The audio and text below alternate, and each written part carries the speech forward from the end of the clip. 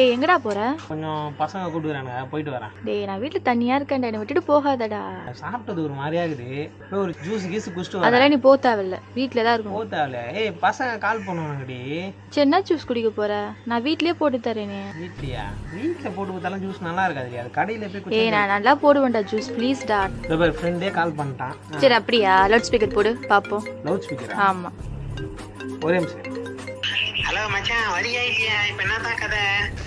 சொல்லு மச்சான். அது ஒன்றும் இல்லை, நம்ம ஜூஸ் குடிக்க போகணும்னு சொன்னோம்ல. என் பொண்டாட்டியை நான் லாக் பண்ணிட்டு விடவே மாட்டேறாடா. அப்படியா? தங்கச்சியா? ஐயோ. சரி. ஆமா ஜூஸ் தான் குடிக்க போறோம். உனக்கு என்ன ஜூஸ் வேணும் சொல்லு. எனக்கா மச்சான்? எனக்கு ஒரு ஷிஃப்ட் ஜூஸ் மச்சான். சரி ஓகே. அப்புறம் நம்ம பையன் கூட வருவான். சரி. அவனுக்கு வந்து ராஜா ஜூஸ் ஒன்று வாங்கிக்கோ. உனக்கு இண்டிபெண்ட் ஜூஸ் ஒன்று வாங்கிக்கோ. ஓகேவா? ஓகே மச்சான். கரெக்டாக இருக்கும்.